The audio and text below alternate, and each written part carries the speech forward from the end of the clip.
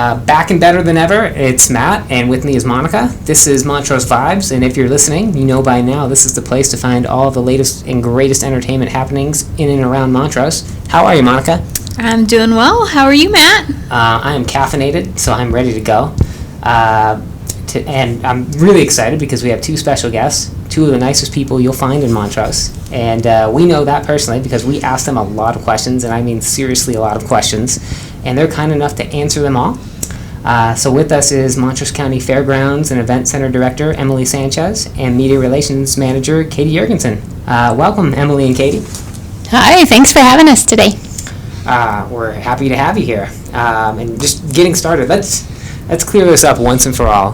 The name of the newly constructed event center is the Montrose County Event Center. It is singular, not plural. It's not events. It's event center. All right. So there has been a lot of anticipation for the event center for the last year, and now we're weeks away from it opening. April 27th is the big grand opening party. What can people expect? Everything. Exactly. There truthfully will be a little bit of everything that night. We're kind of showcasing the facility for what it potentially could be used for. So there'll be two bands playing. There'll be carriage rides. There'll be wrestlers. There'll be monster trucks. Lots of food. So truly a little bit of everything. What's interesting, having talked with the both of you pretty extensively on this the last few months, the event center has the ability to host a lot of different events, and looking at the initial schedule, I know you're hosting the Montrose High School graduation, there's various expos, but right out of the gate you're starting with the No Limits Monster Truck event. So how are you going to fit those trucks in the building, and what can people expect from it? Well, the building is huge. I mean, it's 93,000 square feet, so fitting the trucks in there really is not the problem. The ceilings are kind of, our height limit is 30 feet, so there's really truly ample room to fit them.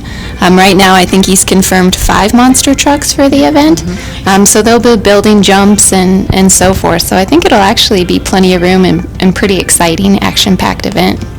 Allegedly, there's also a 30-foot-tall robotic dragon, Robo-Dragon, that breathes fire that will be joining the monster truck show. So in the past, and I think it was 2 years ago, there was a monster truck show at the outdoor arena that was very well attended. So we truly are expecting quite a crowd for this upcoming event. And was that purposeful, bringing a big event like that that's going to make some noise in the community right away? Yeah, I mean, we wanted to open truly with a bang, with something that showcases the facility beyond what everybody is kind of expecting. And I think this monster truck show will do exactly that. I mean, people are having a hard time envisioning it indoors, so that'll be kind of fun to actually come and see. And how is the county preparing for the grand opening? A lot. We're doing a lot. I mean, on Emily's side of things right now, it's truly finishing the building. They're trying to put the finishing touches on, making sure everything's just truly amazing, something unique. Other than that, in regards to the county itself, I mean, it's another event for us, but we want to make this memorable. So we want to make it something unique and different. So people have seen this building under construction for about a year now, a little over actually, and they're curious. They really want to know what's to come. I notice on our Facebook post, when we post photos of the interior featuring the arena footing or the bleachers or VIP seats, we always get a really good response.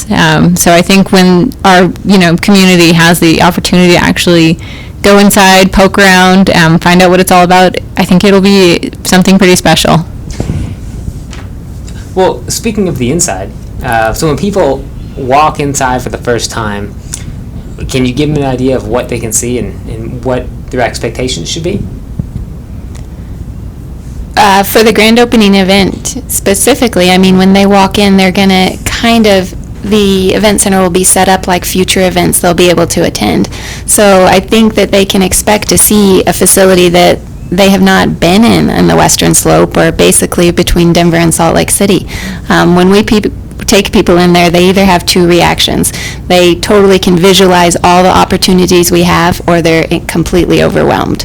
So we want to take that group and kind of help them visualize what we really can do with that facility.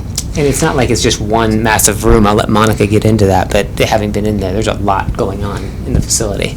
Yeah. So, for people who don't know, what are some of the features at the event center? So right when you walk in the front doors, there's basically a 3,600 square foot lobby with high ceilings. This is kind of the area where we'll be showcasing our livestock brand, or our agricultural community. From there, we have 3 smaller rooms that'll fit about 50 people each for meeting rooms or small parties, or a larger banquet room that'll host about 300 people. We also have ticket booths, showers, concession stands, and eventually we'll have a full kitchen. What role will the event center play with the annual fair and rodeo? We have a couple of events in there. They're moving the junior horse show in there. We'll host the junior dog shows and the junior dog agility show, the team roping, and then their concert, which they haven't released the name yet, but they're working on a pretty cool concert, and that will be hosted in the event center. Are there any events on the schedule this year that you two are really looking forward to? I think all of them. I think, no. You knew she was going to say No, that. I think all of them, and because every event will be a learning experience. I think we'll be able to gain additional information and knowledge to make the facility even better, to build on efficiencies, to work on creating interest. So the monster truck promoter that's coming here, when in my conversation with him, he is so excited to be here. He specifically chose Montrose as this market because he sees the potential. He sees the potential in the facility. He would like to be our exclusive motorsports provider. So from our end, that's a pretty cool thing. Other than that, truly, for me personally, I think all of the events will be really neat. We're working with the Colorado Police Canine Association and the Sheriff's Office on a Colorado Police Canine Dog Challenge. I'm kind of fond of our canine unit at the Sheriff's Office, so I personally am looking forward to that one, but in general, I think they will all be exciting.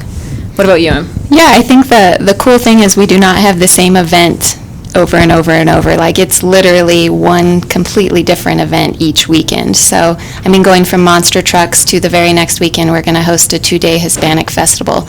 That's just a complete turnaround in what to expect in those 2 events. So we're honestly looking forward to each individual event and surviving each individual event and figuring out how to do it better next year and keeping those coming back.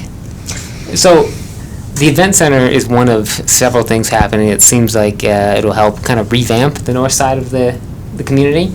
There's obviously the Colorado Outdoors Project happening as well. How do you think the event center and the Colorado Outdoors Project can sort of help change the dynamic of the north end of town? I think it changes the entire footprint. For us, from the county perspective, it changes the footprint and the landscape of the fairgrounds. There's no longer a grassy area there. We have 1,100 parking spaces. But I think combined collectively, the projects will spur future developments. I know of developers that have property north of the bypass or other adjacent northern properties that are looking to expand, depending upon what happens with hotel structures too. The Marriott, I know, is still kind of in the works right now, but we have a significant demand for hotel rooms here. Other events that we've hosted through the county that have brought in outside folks during high times, it's hard to find a hotel room. At last year's Tribute to Aviation, we ended up sending some of our pilots down to Ridgeway even. So I think, I don't know, if you build it, they'll come, and if you build it, additional development will occur as a result of it, hopefully. Yeah, I think, obviously a lot of the traffic right now is kind of pushed south with the Oxbow and everything. I think with having the event center and the outdoors, it's not going to only help those areas, but also downtown Montrose. There'll just be more traffic on this end of town, more people, and better opportunity for those businesses to make some money. And have there been any discussions about collaboration with Mayfly, or just maybe some of those other businesses or entities that are kind of leading those efforts on that end to kind of collaborate in some capacity? Well, I have worked with David, and they're very much aware of what we're doing on our project and vice versa. Mm-hmm. But I think it's really, truly a team effort. Mm-hmm. We're working to, ultimately help to improve Montrose. The city is part of that. The rec district with I'm going to screw up this name, the walking. Trails Project. Thank you. The Trails Project. It's a really long name. Yep. But adding that, so kind of connecting the north and the south end, or providing additional routes for connectivity. I think it all kind of plays together. Emily, you also mentioned the commercial kitchen in the event center. I'm curious how you all believe or envision that can be used. So truly, it's going to support most of the events we do. A lot of the banquets, those caterers will use that room. And beyond that, I mean, as just making the concession stands for the bigger events and so forth. Eventually, it could be used for something as simple as cooking classes, because we have the meeting rooms to kind of support that and the class space in that kitchen. So the opportunity with that commercial kitchen is huge. We do a lot of those same things at Friendship Hall right now, and being able to just kind of duplicate some of those efforts will be awesome, because the kitchen is highly used within Friendship Hall. And that could potentially give the county the ability to, I think Commissioner Caddy had mentioned the ability to possibly be like an emergency shelter designation down the road at some point. That is, one of the true pulls in kind of working towards that. Yep, that's me. That's me. So with the event centers opening on the horizon, how do you believe the county has evolved from when you both started?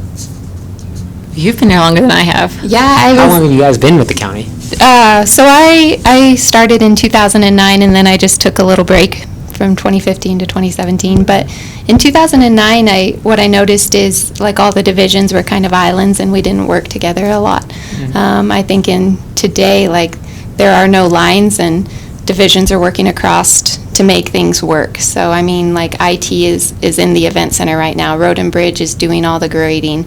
I mean, there's so many resources within the county that we're able to tap into and use, and it's just a much better collaborative effort than when I originally started.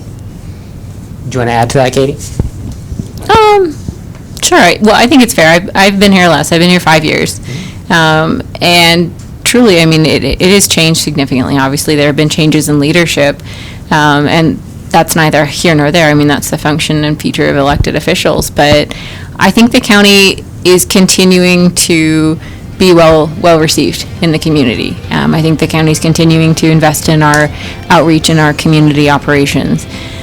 I know sometimes, and certainly with the event center, it kind of has an interesting past. Not everybody was in agreement with the construction of this facility, but I mean, we have two major capital projects that will be completed this year: the Public Works or Road and Bridge facility, and then the event center. I mean, it's really, in my opinion, elevating our county to the next level and only increasing the services that we can provide to our community.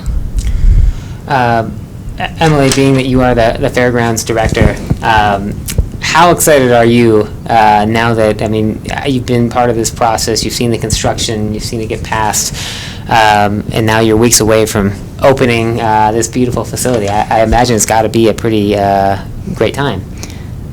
Yes. Scary. Yeah, I mean, it's excitement, but yes, I am scared to death. I mean, there's just so much to do and so much to get done and so much to assure goes correctly. So it's super exciting. I mean, the opportunities are just awesome, but yeah, the accountability and the stress that kind of goes along with it is pretty scary. You guys are putting in a lot of hours. We're putting in a lot of hours. I have an awesome team, but there's 5 of us to run the fairgrounds and everything, the new event center. So we have a lot on our plates. That's why we always tap into Katie. No, I'm not worried at all. I know they're going to do a good job. They always do, and I think that's the role that we both kind of play. So I'm going to be the positive side of things and say it's going to be amazing. We'll work it out. We always do. I mean, opening or, really releasing a structure of this size, we understand that people have certain expectations, that they're, wanting certain things. So we hope within our communications, from my perspective, that we've been upfront, honest, and answering everything. So hopefully if people have additional questions, they'll be able to navigate to our new website. Not yet released, but MontroseCountyEventCenter.com is forthcoming. Our Facebook page is a great source of information. But yeah, I think we're just... So is the Montrose Press. So is the Montrose Press. Of course you are. Of course you are. But you don't do the day-to-day photos of hey, check out our new arena footing. That's Right. through you guys exclusively. All right, thanks. No, either, any of the above would be great. And if they don't do Facebook right now, Mm-hmm. is there a phone number that they can call, or what's another avenue for information? Yeah, they can definitely call the fairgrounds, so that's the 970-964-2180, and we're pretty much happy to answer any questions, get them a sneak peek, that kind of thing. Well, we want to thank you both for coming on. The event center just looks incredible from the outside, and being fortunate enough to see it on the inside, we're really excited, and you both are really busy, so just thank you again for making time to come talk. We appreciate the opportunity, thank you. Indeed. Catch you later, Montrose.